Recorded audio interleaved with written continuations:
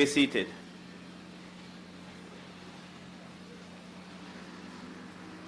Most Honorable Andrew Holness, Prime Minister of Jamaica, Honorable Dr. Horace Chang, Deputy Prime Minister and Minister of National Security, Honorable Edmund Bartlett, Minister of Tourism, Honorable Marlene Malahou Fort, Minister of Legal and Constitutional Affairs, Honorable Floyd Green, Minister of State, or State Minister rather, Honorable Homer Davis, Minister of State in the Office of the Prime Minister, West, Senator Charles Sinclair, Senator Janice Allen, Mr. Heroy Clark, Member of Parliament, His Worship the Mayor, Councillor Leroy Williams, Mayor of Montego Bay, Bishop the Honorable Conrad Pitkin, Custos Rotalorum of St. James, Honorable Godfrey Dyer, the Most Reverend and Honorable Charles IV, Archbishop Emeritus of Kingston, members of the family of the late Honorable Anthony Tony Hart, Mr. Jason Hensel, councillors of the St. James Municipal Corporation, specially invited guests, representatives of the media, ladies and gentlemen, good morning again. Good morning. It's a good morning. So I am Dwight Debo Crawford, councillor for this division and chairman for today's event. And let me start off by welcoming you all here today and adding how awesome it is to be witnessing the renaming of this boulevard. And what better way to celebrate Jamaica's 60th year of independence than to rename this road to Tony Hart Boulevard.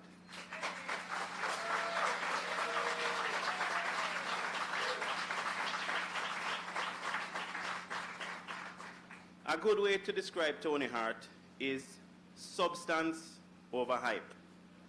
We live in a modern society where everyone thinks they're smart because they're able to recite books and they've had great ideas. But I have said many times that what made Sam Sharp great, what made him a great hero, wasn't the fact that he had a great idea to free slaves, but rather the fact that he possessed the conviction to do it. And this, my friends, is what made him a cut above the rest. Tony Hart was a doer, a man of action, the guy to get the job done. And what we are standing on here today is living testimony of this. Tony Hart did it. Substance over hype. Please give him another round of applause.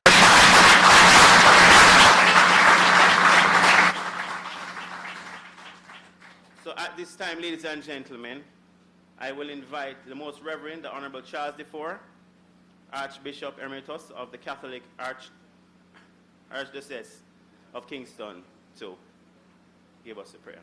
Please make him welcome, ladies and gentlemen.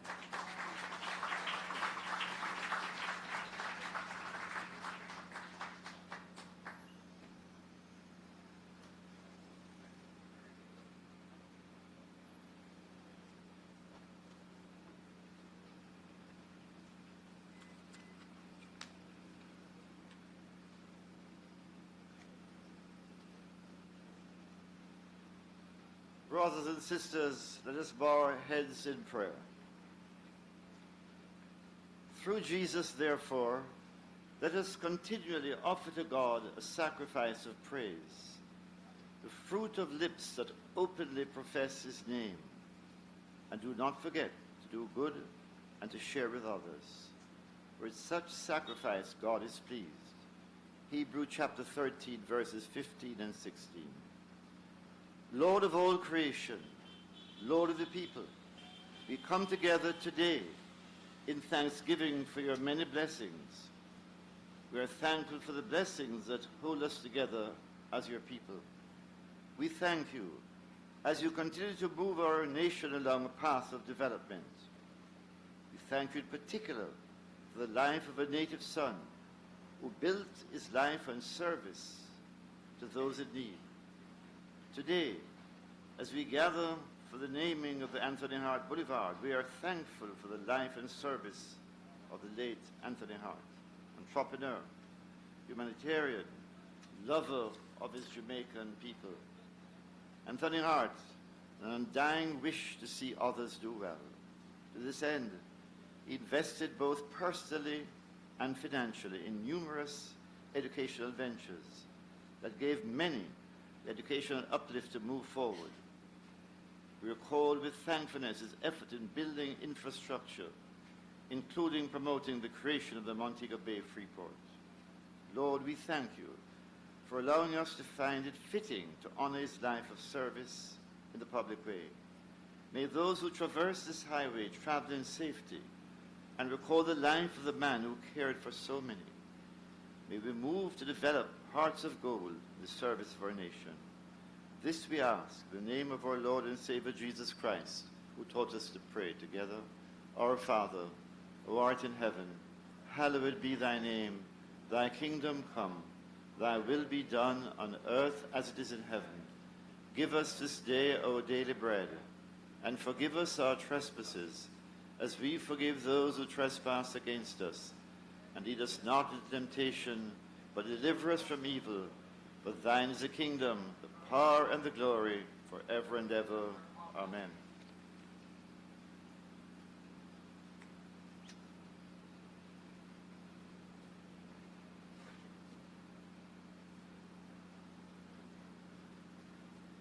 Thank you. Ladies and gentlemen, I am a serious master of ceremonies. And Mark has asked that we keep this very swift. So I won't be a monkey with a mic today. I'll be very responsible. So ladies and gentlemen, at this time, please help me to welcome our first citizen, Mayor of Montego Bay, Councillor Leroy Williams. Please make him welcome, ladies.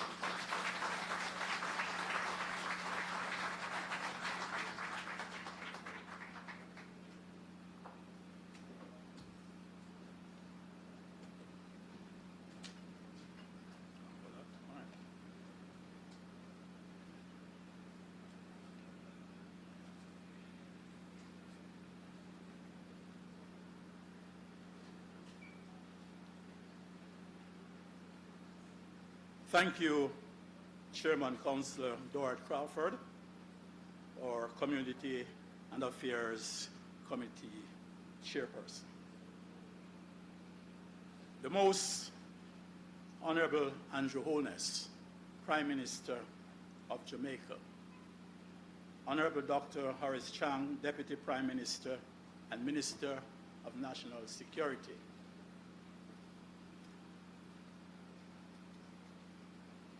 Honorable Marlene Malahou Fort, Minister of Legal and Constitutional Affairs, Honorable Homer Davis, Minister of State in the Office of the Prime Minister, Honorable Floyd Green, Minister without portfolio in the Office of the Prime Minister, Senator Charles Sinclair, Senator Janice Allen, Mr. Heroy Clark, Member of Parliament, Honorable Godfrey Dyer, Chairman, Tourism Enhancement Fund, the Most Reverend and Honorable Charles Dufour, Archbishop Emeritus of Kingston, members of the family of the late Honorable Anthony Tony Hart, Mr. Jason Hensel, councillors of the St. James Municipal Corporation and officers of the corporation, specially invited guests, representatives of the media, ladies and gentlemen.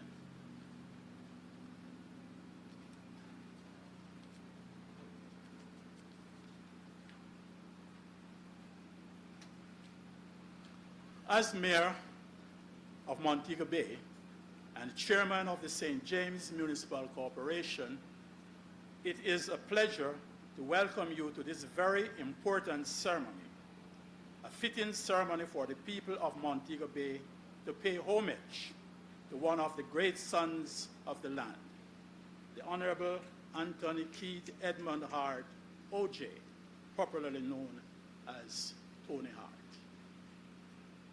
Inducted in the Private Sector Hall of Fame in 2013, the Honorable Tony Hart's name has been synonymous with the development of the infrastructural and business landscape of Montego Bay, St. James, and Jamaica.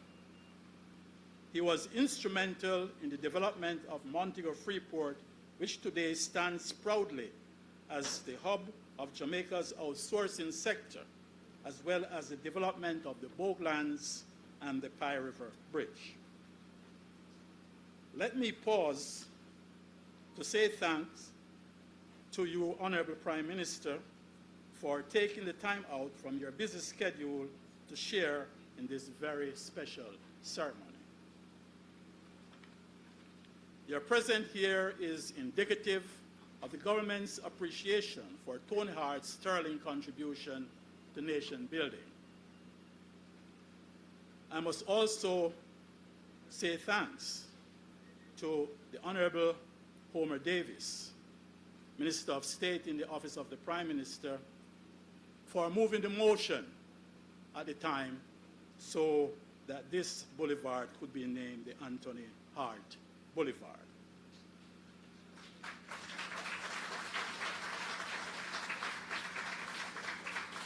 I am sure that Anthony Hart is dressed in his white polo shirt, cargo shorts, boat shoes, and is strolling down Anthony Hart Boulevard, singing the famous Frank Sinatra song, "I Did It My Way."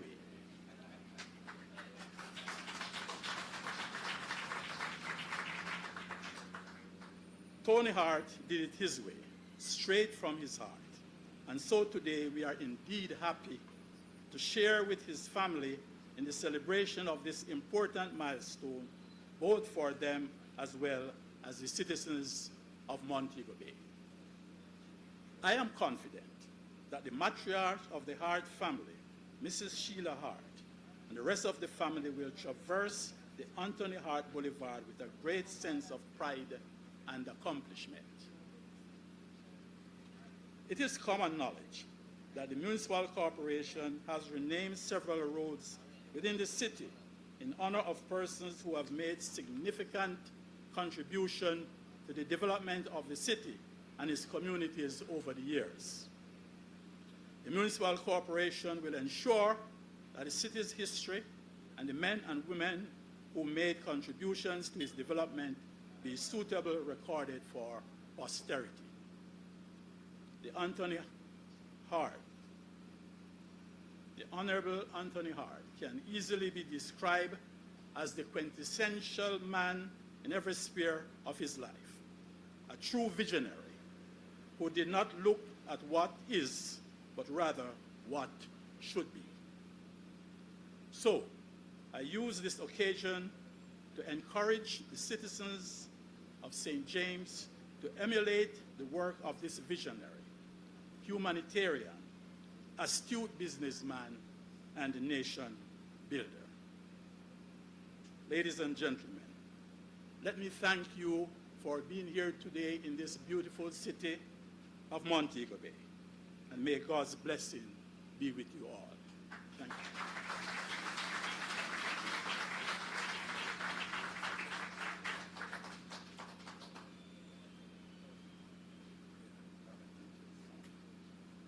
Thank you, Your Worship. You know, family members, you know, I had to do a little research, of course, and an article was shared with me yesterday. I'm going to be quick, but it's interesting. The challenges that Tony had faced to create this space. But then I did some further research to realize that his father, Samuel Hart and Sons, great-grandfather, sorry, had similar challenges, which you fought very hard. The family fought very hard for this city. And I will say to you that when you do such great things and display the level of humility that the Hart family displays, it is inspiring. Give them a round of applause. You know, It's awesome. It's awesome. So, let me not get too passionate up here. Perform my duties swiftly. So at this time, ladies and gentlemen, please help me to welcome Honorable Dr. Horace Chang, Deputy Prime Minister, Minister of National Security and Member of Parliament for St. James.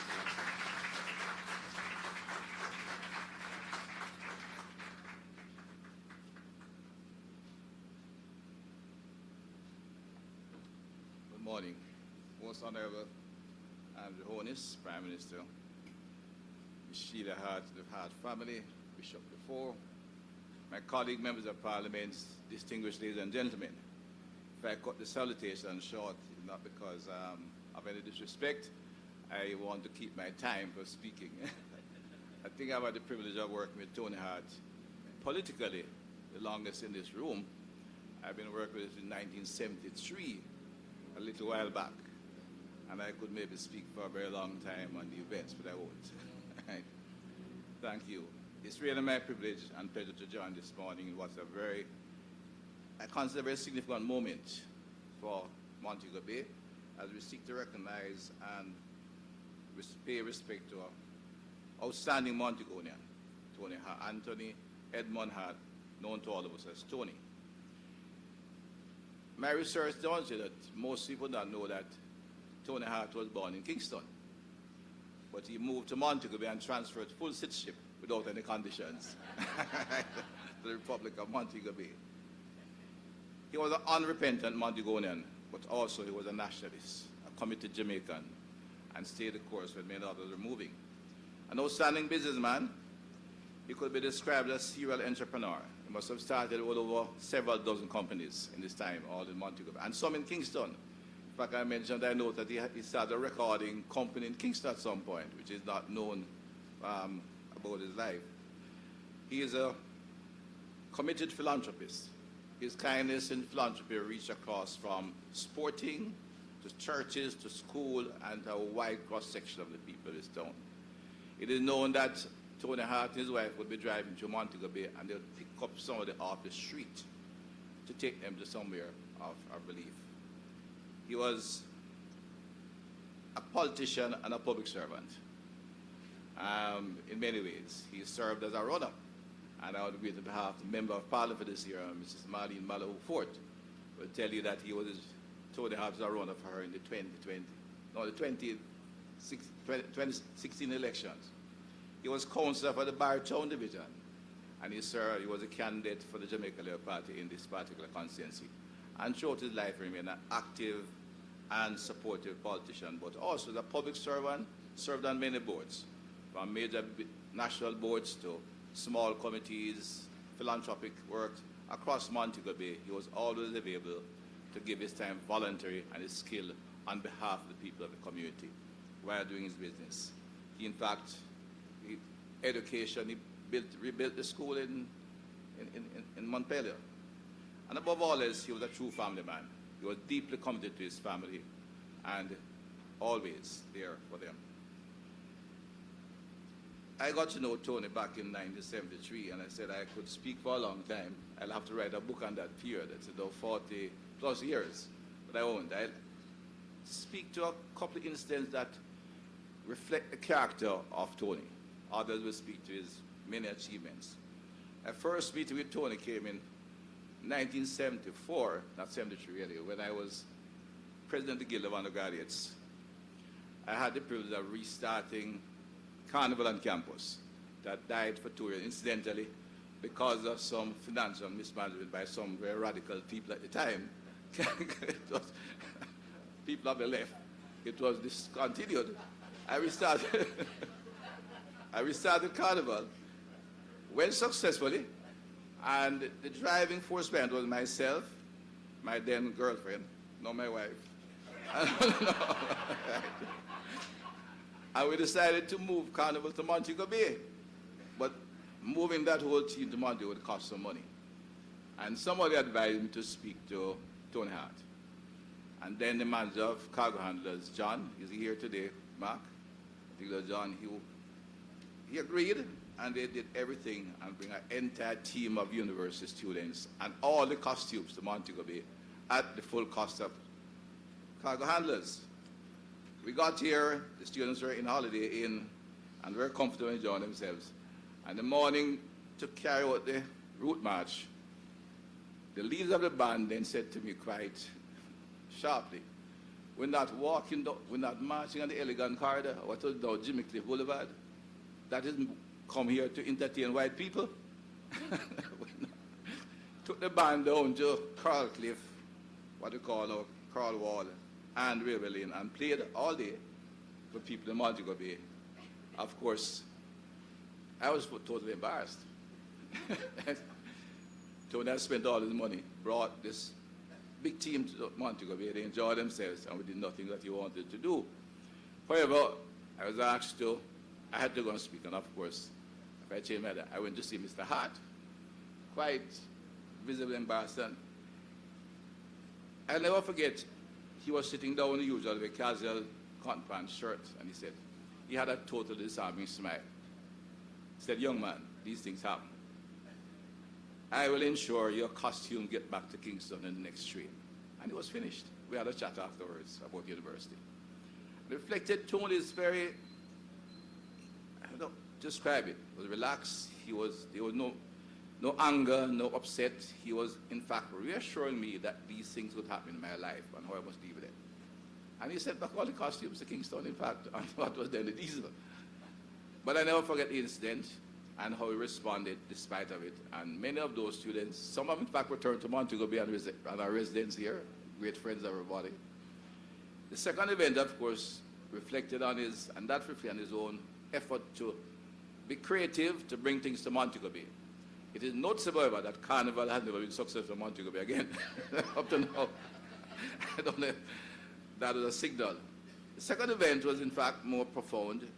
Came back to Montego Bay after graduation in 1977, 78. The politics was still very, very, very tense. In fact, I should note that before moving on to that event, when the young men who said they would march on the Jimmy Cliff Boulevard, because we're entertaining white people, the time tourism in Montego Bay, you'd have had to take a magnifying glass to search for tourists on the boulevard. Indeed, it's a difficult time, and he was just showing some creativity in bringing people here. And at the time, for those who may not recall, the number of arrivals in Montego Bay, and I see here the number of the tourist players here, markings with the business, was under 200,000. The total arrivals in Jamaica was something like 280 to 300,000 tourists. The events, I have to recall them because it's important to look at how his initiative while this was happening. Freeport was also active. A time when they referred to 5 flights a day out of Jamaica, it sounded plenty, 5 flights. But it would be good to remind this audience that today we have an average of 40 flights a day and 50 on weekends. So that tells you the kind of activity. It was not something that we were, energetic youngsters had a different perspective, did that.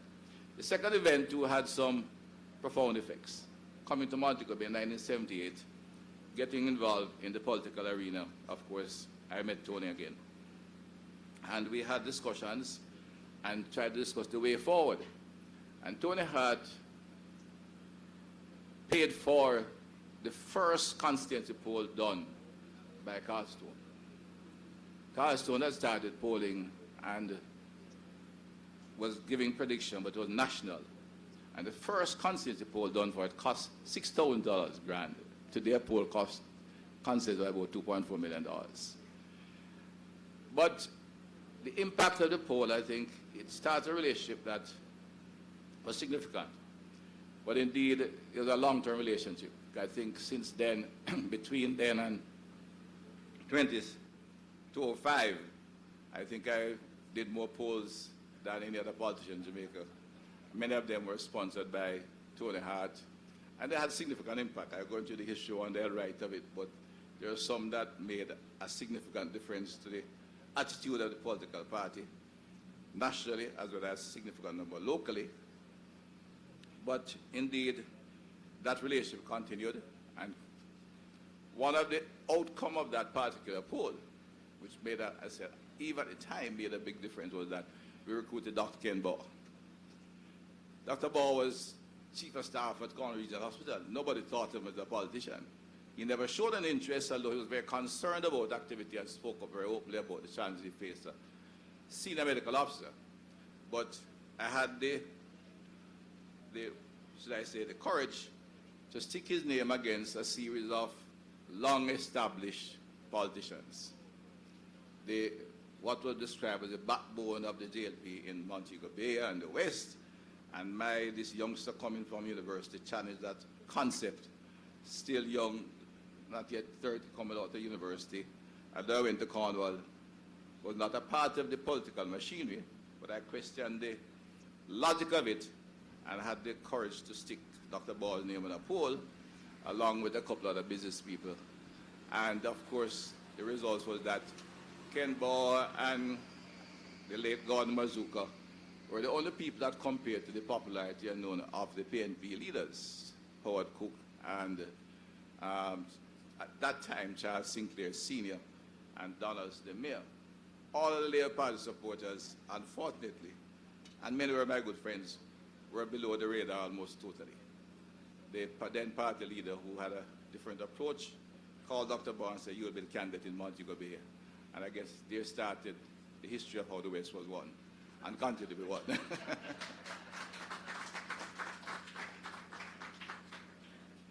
Indeed.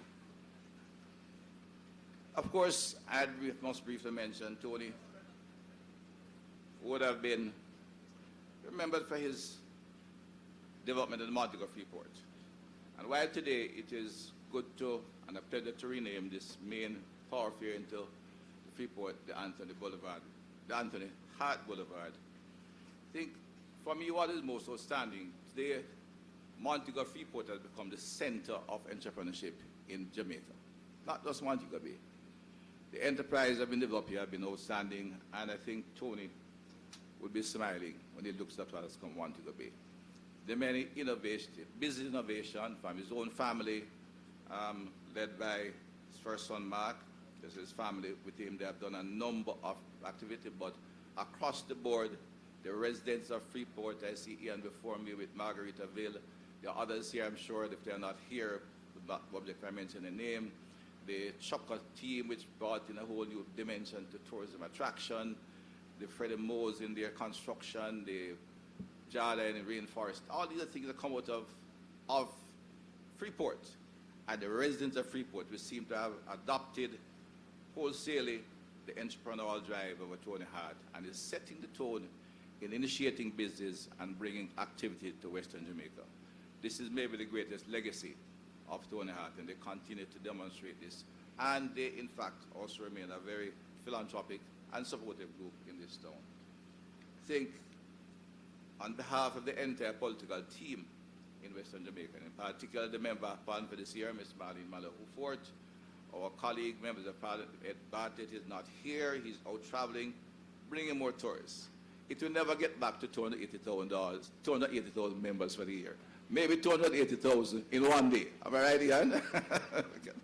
But you know, it's sometimes when you pause and look back at that, that is where we're coming from as a tourism destination. You know, it's hard to imagine when less than 200,000 tourists was landing at Montego Bay Airport. Of course, my colleague Homer Davis in South St. James, and here, in fact, Tony had holdings. And Eroy in Central St. James, who holds that tough area. And that is, in fact, where Samuel Hart and Sons was located. I think the building is still there, downtown St. James. Tony's connection with the business and social community of Montego Bay is deeply entrenched and intertwined. It's very much a part of the fabric. The last thing mentioned that one of the things, despite of his very constant support and activity in politics, you know, it's important to say Tony's commitment and support in politics was always non-transactional. Now, he would say to me, Horace, all I want you to do is run the country right. I am a businessman. I know how to make money if things are running right. That was that approach. And there are a couple of illustrations that I think I'd have to mention. When we government changed policy and made policy, he demonstrated. He was the biggest participant in the garment manufacturing sector in this side of the island, in Jamaica. There are several who took part and followed his lead and took advantage of it. But It's a government policy to stimulate development and encourage that kind of manufacturing. He took the lead. He established and invested heavily. When the government made efforts to encourage agriculture, not only by administration, rather, and other government activities, but gave farming as lost leader in business. Tony Hart acquired several properties across St. James.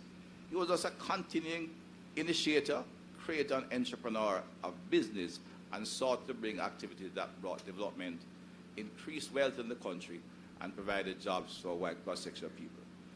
Said it was a real pleasure for me to have known Tony, to have worked with him, to have seen his in action, and I want to express to the family, Sheila, Mark and his family, Wendy, his daughter, Bruce, and Blaze over there, and other family members, the sincere appreciation and thanks of the entire community of Montego Bay and St. James, and all Jamaica, for the work and effort of your father, for his contribution, and my privilege to have had the chance to work with him.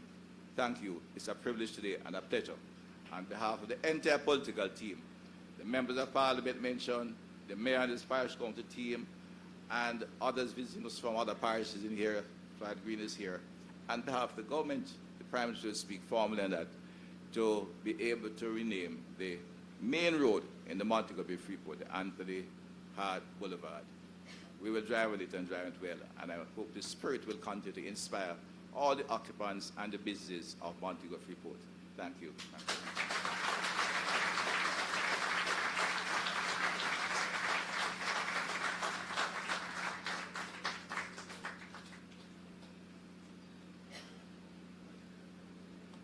Thank you, Minister. I know most of you may be wondering why I'm attired this way. Well, it's because I have nice legs. Or so the ladies have told me. Well, I'm just kidding, guys. It's actually, sorry? And it's, it is bird season. That was not a joke. That was a fact.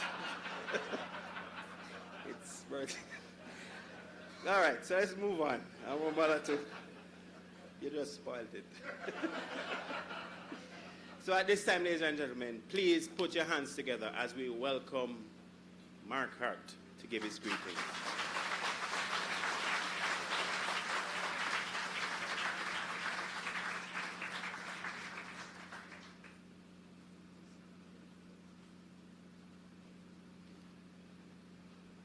That's why I'm wearing shorts. I mean, not wearing shorts. Welcome, everybody. The Prime Minister had said at a function a few years ago that once you read all the protocols, there's no need to do it again. And I believe that's a really good thing. However, there are two people I do need to recognize. Obviously, the Prime Minister, and the second one is my mother.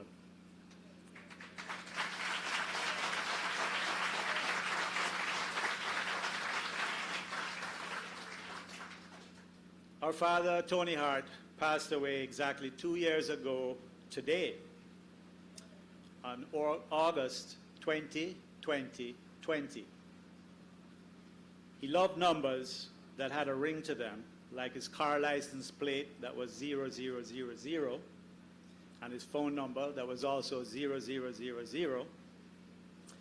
And while I thought this was just a quirk of his, one day, not too long ago, Lloydie, a long-time helper at home, said he was reasoning with Mr. T and said he really liked his 000 plates. And he says, Dad replied, Lloydie, the reasons I have those zeros on my car is because I came into this world with nothing and I'm leaving with nothing.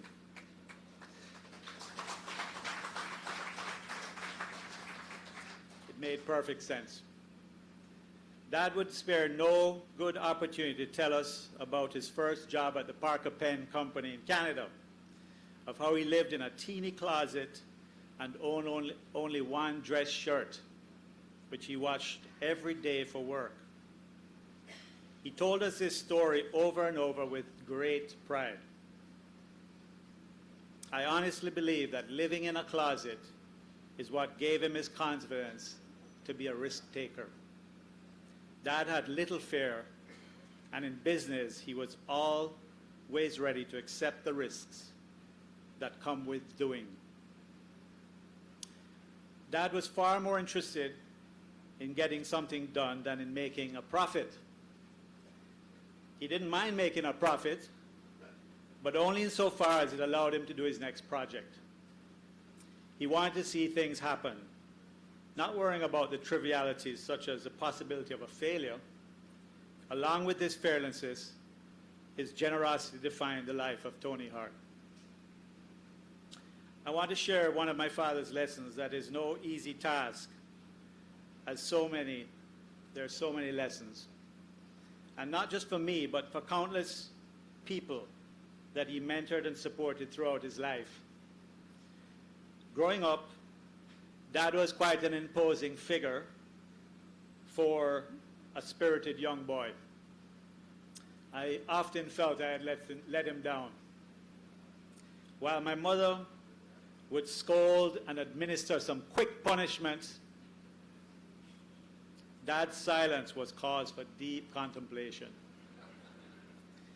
But as I grew up and started to get a grip on my life, we became bonded around our business endeavors, which he really loved. He was interested in everything and always by my side as my mentor and greatest support. Apart from fearlessness, his defining trait was his overwhelming desire to help others. Many a time I would say, "But Dad, that person's a competitor." Even then, it would be difficult for him to curb his wish to help that person. He just wanted to see everybody succeed. And this is something that I greatly admire, and I think a lesson that we should all live by. Today, we honor him for one of his greatest contributions to this city he loved. He was still with us when the naming of the road was first announced. The honor initiated by the St. James Parish Council with our former mayor, Homer Davis, really touched him. We also thank Debo. I think he was the one that moved the resolution.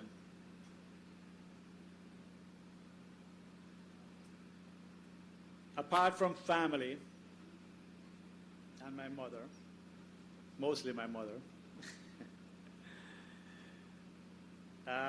Tony Hart loved Montego Bay more than anything.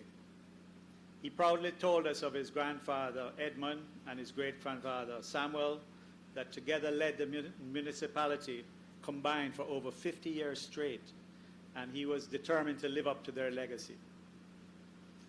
In 1968, at the age of 5, I remember the first cruise ship sailing into the new port.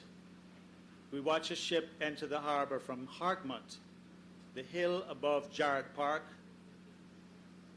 That night, there were fireworks and celebrations as we witnessed his dream coming true.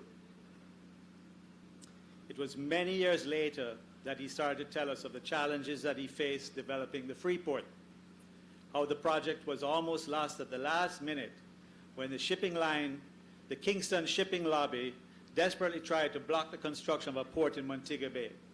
And I want to be clear, that's not Charlie Johnson, who is here. We're very happy. The untimely death of Donald Sangster, who had previously given the project the green light, spurred the Kingston interest to quickly prepare a study that claimed an environmental disaster loomed, that landslides and other calamities were certain. Despite construction contracts already in place and the dredge passing by on its way up from Costa Rica to the U.S. with a scheduled stop in Montego Bay, he still needed the Cabinet's approval for the go-ahead. The Freeport project was up to the last minute at great risk. Only after his friend and political ally, Herbert Eldermire, Minister of Health, submitted his resignation did the Prime Minister, Hugh Shearer, order a commission headed by G. Arthur Brown to hear both sides.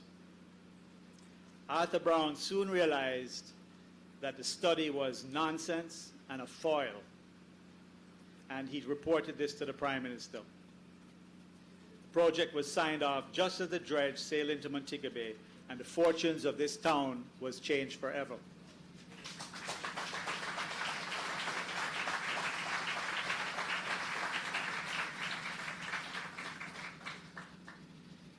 Unfortunately, the development was completed with only a few years before a change of government in 1972. And social upheaval and severe economic conditions followed. This made these years probably the most difficult of his life. But I'll have to give you part two at another occasion. But despite the financial challenges caused by the change of direction and the ultimate loss of his position as chairman and manager of the Montego Freeport Limited, I am fully confident when I say that Tony Hart lived his life not regretting anything that happened due to these unplanned circumstances. But rather, he was truly happy knowing the impact that the Montego Freeport had on the lives of the people of his beloved Montego Bay. When he relocated our childhood home from Rose Hall to the Seawind Apartments in 1976, oh, the picture is gone, but you saw the picture with the very barren. The six of us moved into a two-bedroom apartment on the bay. Those were some fun-filled days. Dad by then was operating the Seawind Beach Resort, hotel thriving in the worst times of tourism. In fact, he was the only person to build a new hotel with 120 rooms in 1979. That was when several hotels were already being taken over by the government. National Hotels and Properties, I believe it was called. At the same time, he pioneered Montego Bay's nightlife scene with the opening of the infamous disco, The Cave. I see a lot of people here spent many nights there. As teenagers, we literally lived there. We need to bring back The Cave.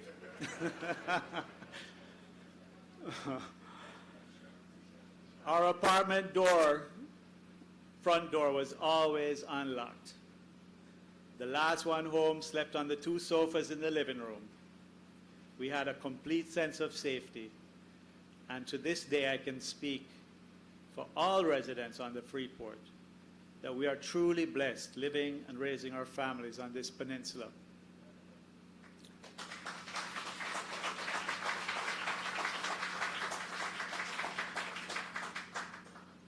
There's so many people that have contributed to the success of the Freeport over the years, too many to mention. Tony Hart was deeply satisfied to see others participating in fulfilling his dream for this development. For the first 20 years, the Freeport is exactly what you saw there. You see there. Some trees grew, but not much else. It consisted of a port, a shopping center, two towers, the Yacht Club, and the Seawind Apartments, all built when the land was freshly made up of barren rock, as you see, dredged from the seabed. In his office, there was a futuristic rendering of a fully developed Montego Freeport.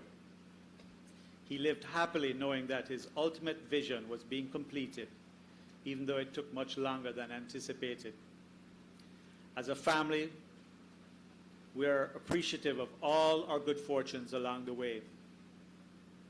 We are sincerely grateful for this opportunity to honor the work of our father, Tony Hart, a favorite son of Montego Bay.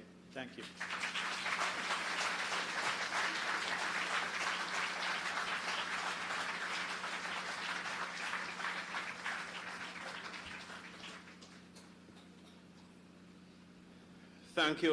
Thank you, Mark.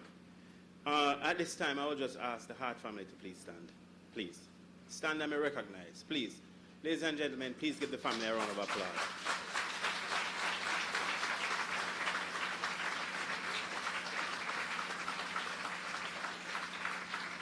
And on behalf of the citizens of this parish, thank you. Thank you for giving us your dad, your uncle, your friend to build this city. While others were busy feathering their own nests and building their own personal empires, he was paving the way for generations to come. Literally paving the way. Give him a round of applause. Yeah, man. So, at this time, please help me to welcome Mr. Jason Hensel, who will bring greetings. Jason?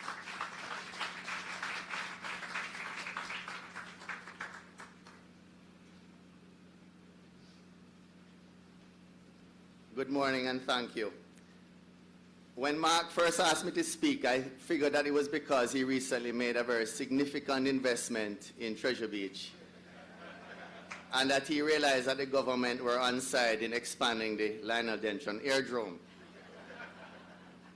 But I know it's actually because he knows how much his father meant to me.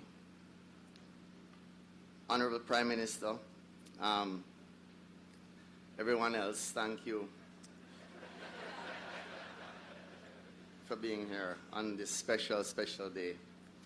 It's not by coincidence. We know that Auntie Sheila would have had a big hand in choosing that no bird shooters were here. Although I have seen the shoes of the Prime Minister and it looks like he may be ready for the afternoon shoot up in Kirkpatrick with Doxy Russell and a few of them, right?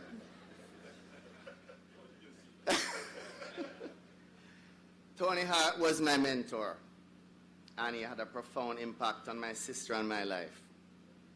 I had the incredible honor of working with him and calling him my dear Uncle Tony. I only saw him mad 4 times. The first time was when he was having lunch with my parents and the Facey family at Black Ants Corner in Runaway Bay. And Blaze and I were escorted into the luncheon with 2 constables who had detained us for riding motorcycles on the Montego Bay golf course. They took us to the lockup and we pleaded for them to take us to our parents, who had a very lengthy conversation with them and letters were written and it was quite a stir. The second time was Blaze's 21st birthday when Blaze couldn't be found. I think he was face down in a garden bush, having had too much to drink. And Uncle Tony was certain that I knew where Blaze was. The third was driving up to Good Hope one day, and Roger Newman, God bless him, was sawing off the branch of a guango tree. Well, that was probably the maddest I've ever seen him. I mean, his entire body went red as he came out of the car and just berated him for not checking with him first. The 4th time, I remember being in his office when he got a letter to say that the cargo handler's contract was going to be withdrawn on the basis that they thought it was politically assigned to him. And I remember him making all these phone calls to all these different union leaders and saying, any one of you come down and talk to any single one of my employees, and you ask them behind my back if I have ever in my life at any time mentioned politics of any kind to them, and if they're being treated fairly and getting a fair wage. That went away. He wanted me to be the farm manager, and as Dr. Chang mentioned, he was a big farmer. So I was sent around Jamaica to find ackee seeds to plant at his various farms.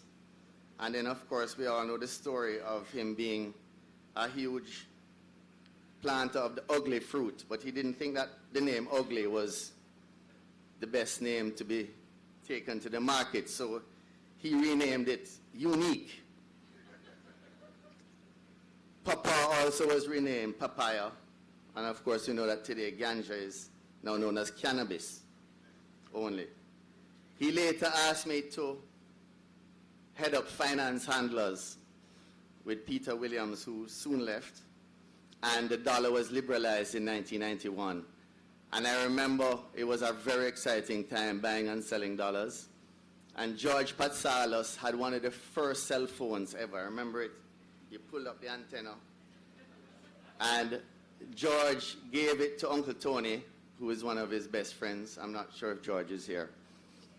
Okay. You remember giving him that phone? Okay.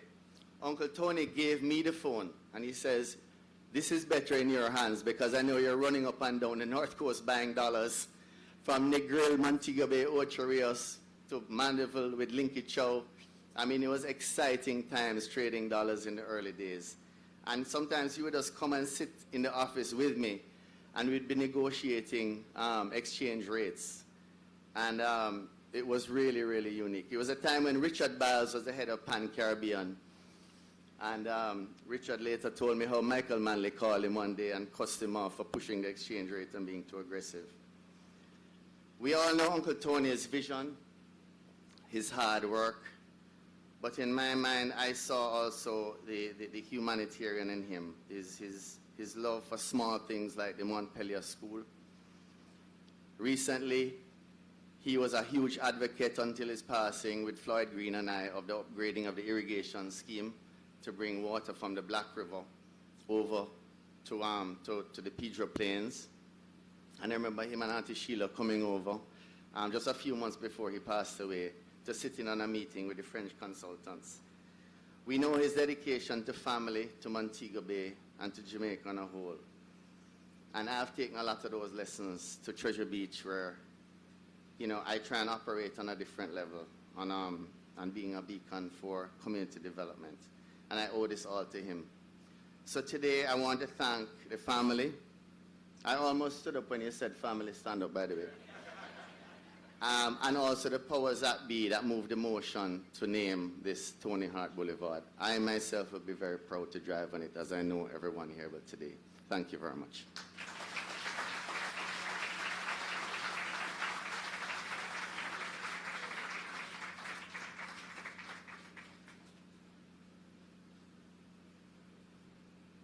Thank you, Jason. So, ladies and gentlemen, we're here today to speak of a man that is about substance over hype. And as we speak of a man who is about substance over hype, at this time, ladies and gentlemen, I will introduce another man who is about substance over hype, the most honorable Prime Minister. Please. Whenever the government plans anything like this, it has a process of public participation. The people who live here and the people who traverse here will have a say in the design. It doesn't always mean that the design will be what you say, but it will incorporate what makes sense overall for the design. So there will be a democratic process of ensuring that the design satisfies everyone, and in particular does justice to the vision that Tony had. The arrangements between the municipality, the UDC, and the Port Authority to facilitate this development is, as I said, at an advanced stage.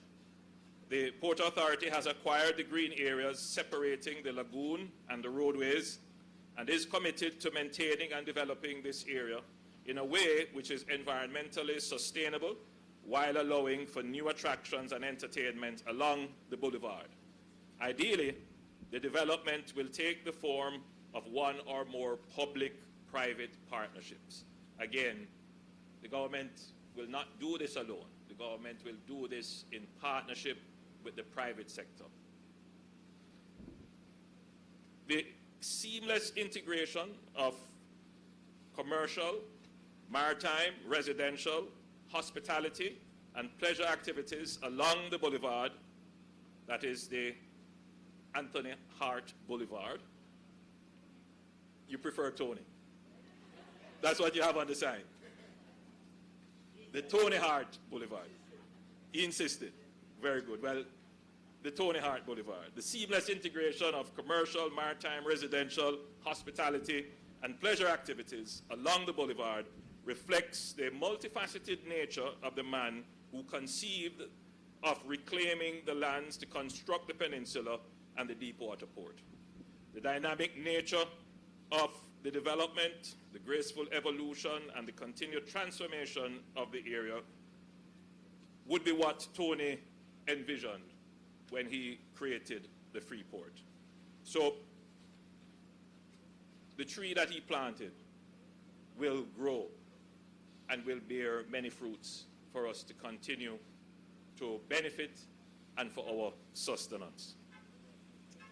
But in his later years, from my research,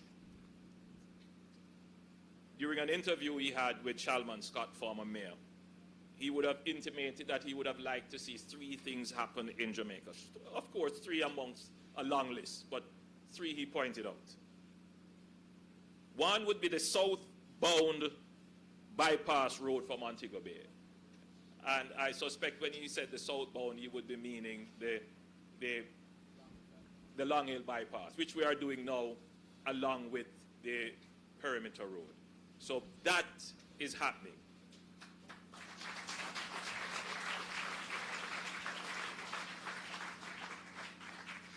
And I know you would be smiling that this is being done.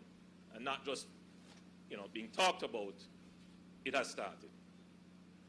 The second would be the irrigation of the plains of St. Elizabeth, what was mentioned by Jason. And that is ongoing. It has taken much longer than I anticipated. And I have had very strong words with the Member of Parliament. It's not his fault. But I expect him to pass on those strong words to those who are executing the project.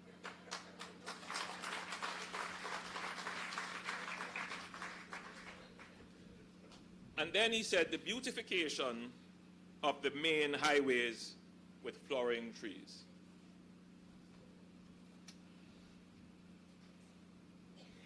And that is in the works. In fact, what we have decided to do now in defining main roads is that it is not just putting down the blacktop surface. Whenever we talk about a main road, it includes now the laying of sewage, water mains, conduits for fiber optics and other sensor cables, the road itself along with the necessary drainage, and then the streetscaping to ensure that when you are on the road, you are calm by nature. And that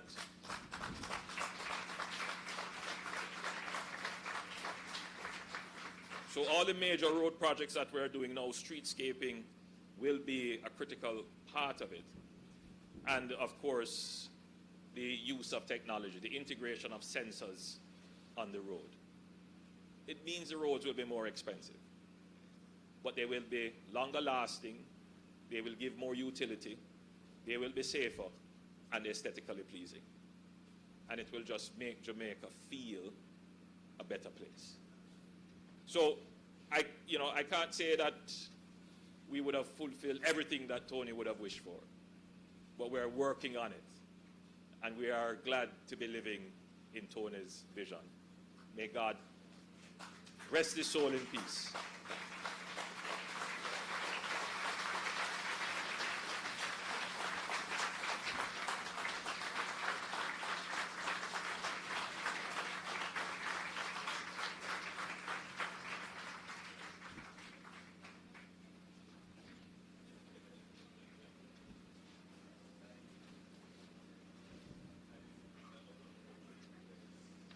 Thank you, most honorable Prime Minister.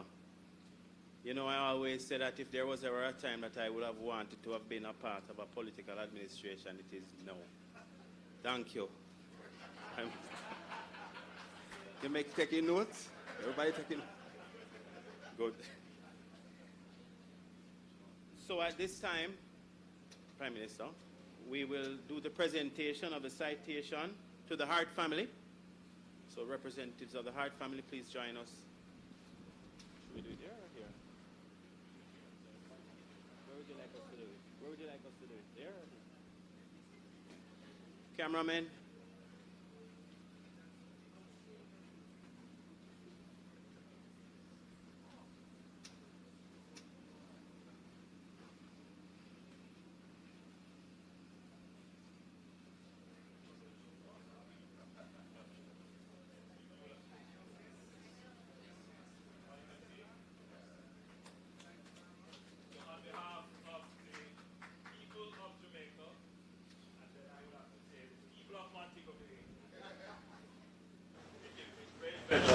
present to the Hart family this symbol of our appreciation and love for the great Tony Hart for his work and his inspired vision for what the city of Montego Bay can be.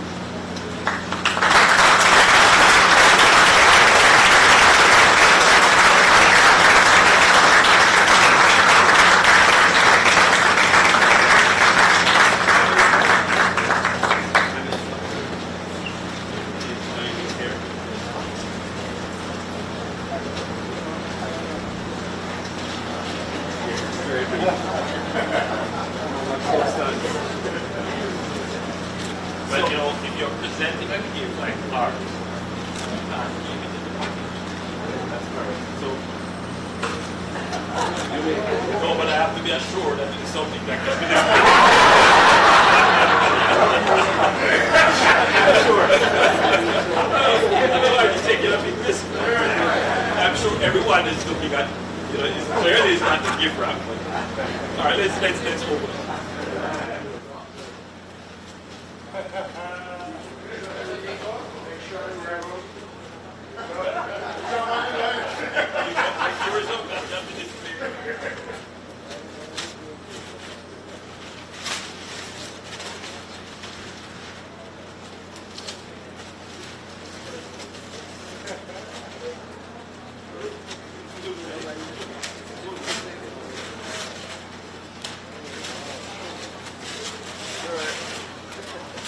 The right one. The right one.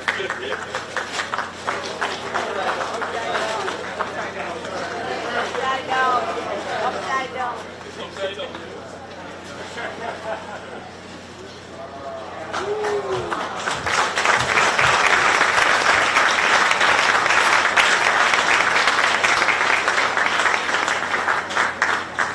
Good job, Diego.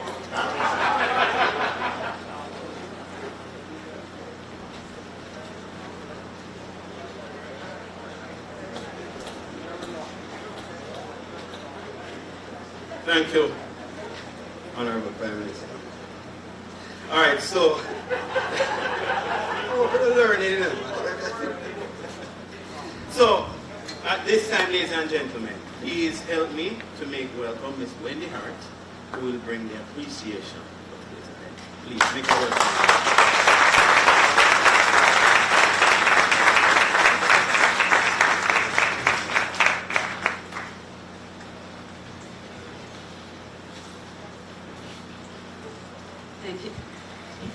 Thank you, everyone. Definitely four of my favorite words at an event. Our protocols have been observed, but we would absolutely love to thank you, Prime Minister, for taking the time to join us today. T. Hart is here in spirit with us today. As far back as I have memory, I knew of the importance of the development of Freeport to Dad. I remember climbing over pipes at 6 years old, probably in this very spot, and the arrival of the cruise ship Sunward into port. The big scaled map that was in one of these photos was up in his office with a plan for hotels, residential developments, and shops that was so quickly disrupted by the 70s. A few years ago, I told him he must be happy to see the dream move back into reality. But I think, as you have heard, while I know he was, in all honesty, he had also moved on. Dad had an amazing ability to put negativity behind him, to put his energy into ideas, into people, into new opportunities, and the future. I called his friend, George Patsalas, to get some good stories about their work together in tourism, and it all circled back to how important Montego Bay and the West were to Dad. Now, I know we had the story about how he was born in Kingston, but he was born in Kingston because another member of the family who gave service to Jamaica, Dr. Robertson, his grandfather on his mother's side, was the chief medical officer for KPH, I believe, in Kingston. And so, of course, his mother went to where her father was the doctor to be born, but quickly came back to Mobe. Quickly. To Kingstonians, Montego Bay was always just that little bit too far. They could get to the beach at Ochi. The banks, government, big business were in Kingston. It was a bit its own place, the Republic, but Dad understood that building infrastructure built opportunity. Airports, ports, fiber optic, water, and Mobe was like the little engine that could, and so it has. Now a center for growth, as we've heard so often today, a high generator of foreign exchange and jobs. That is one of the things that made him happy. More things that made him happy. My mother, Sheila, with whom he had a real partnership for 60 years. His 4 kids, most of the time happy. I think you heard one case when he was angry, but all of the time loved. Me, Mark, Bruce, and Blaze. Our spouses, all of the time happy, Ron, Candace, and Tammy, and the 8 grandkids, Sophie, Emma, Max, Jordan, Maya, Frankie, Ethan, and Cameron, all joy. Friends, backgammon, poker, politics, tennis, sailing, farming, particularly Good Hope, and ideas. The bigger, the better. He was a real people person, and we have so many people to thank today. We did talk a little bit about the Kingston. He was a real nationalist. Thanks for pointing that out, Minister Chang. He served on Air Jamaica. He served on the Coconut Board, many other organizations. So it wasn't just Montego Bay. But it was always in the forefront. We would like to thank the Prime Minister, the Honourable Andrew Holness, for taking the time to join us today. You have always valued the West and its importance to the economy of Jamaica.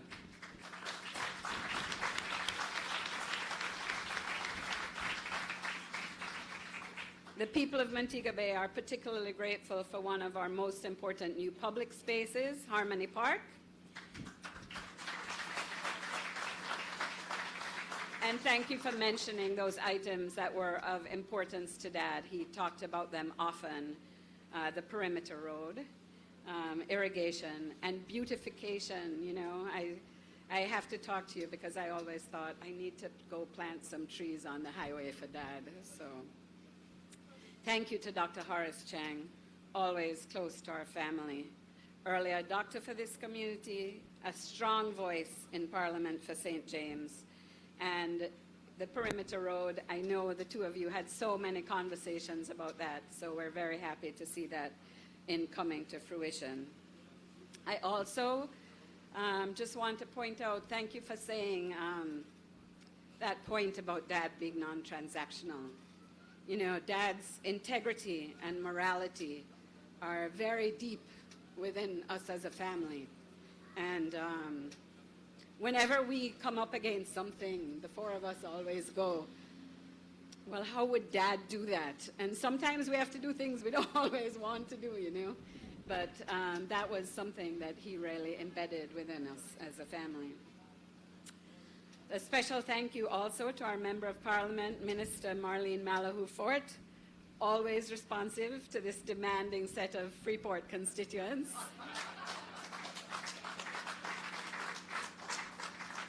And to Archbishop DeFore for your beautiful words today and for the many family occasions that you have joined us for. Former Mayor and Minister Homer Davis, Mayor Leroy Williams, and Councillor Dwight Dibbo Crawford, who seems to be one of the few people here who really understands what Tony Hart Casual is. That was the dress code for today. And to the entire St. James Municipal Authority, which we always grew up knowing as the Parish Council, for their role in honouring Dad today. He admired the work so much As you heard, he was a councillor himself where he served in the 1960s until he ran for Parliament himself. To Jason Hensel, I couldn't count the number of chats and laughs you both had, moving ideas to action. Thank you to Gordon Shirley and the Port Authority providing our venue today, and to so many people who helped on today's occasion. Ernie Smith, Ty Flora, the team at CPJ and the Hart Group, Pair One, and John Swaby. To the very active and passionate Freeport community, many of whom are here, thank you for your advocacy and your support. And importantly, to my brother Mark, who really took on and handled all the details of this particular day.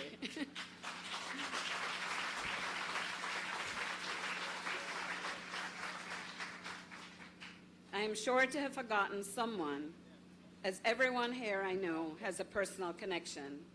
If I don't know your story, please do come and share it with one of us. A story I did hear from George is that Dad chose the name Southern Cross Boulevard for this road because he loved the stars and the guidance that the Southern Cross provide. So now Dad is with the stars, and he continues to guide us. And we will keep that memory in the place he created, Tony Hart Boulevard.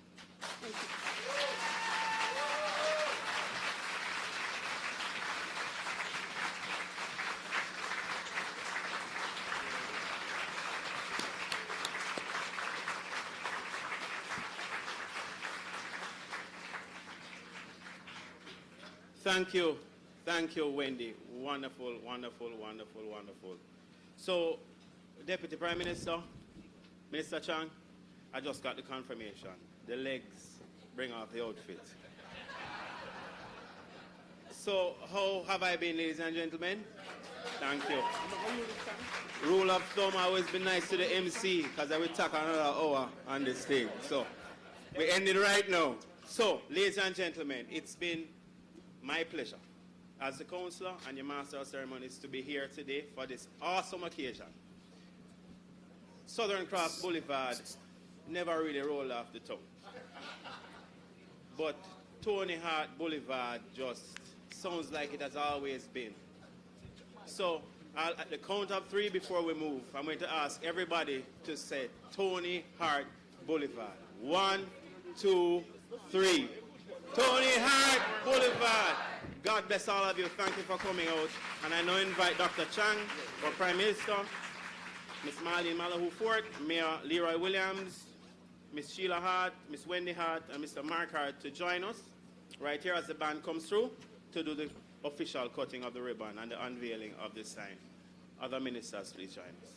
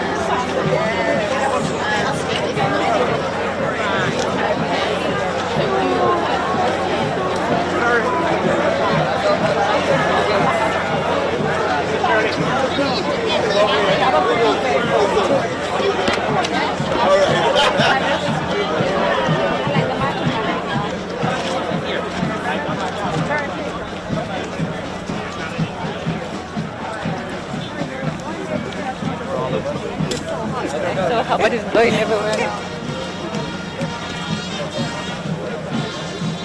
Well, watch this.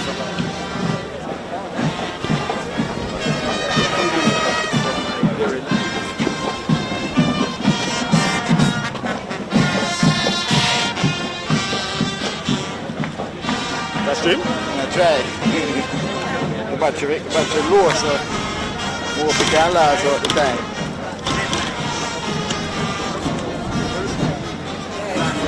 Man coming through here, they're going to enter from the back, so they're going to walk up to it.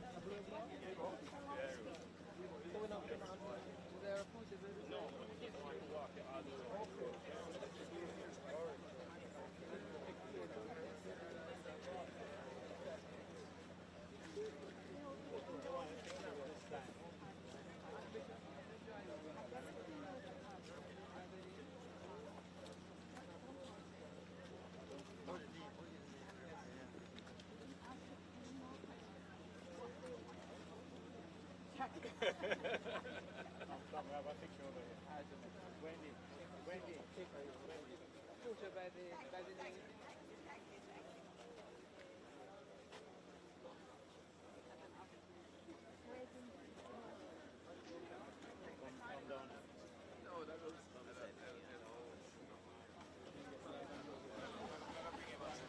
Yeah, man, no problem.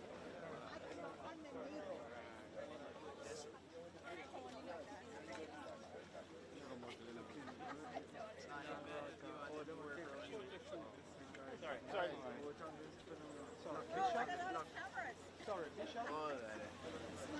I'm cutting for you. Nice.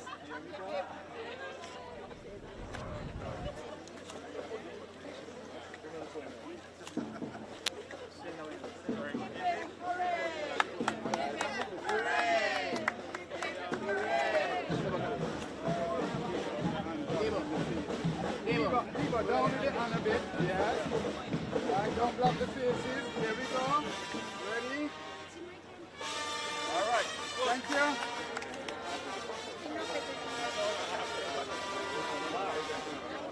I know about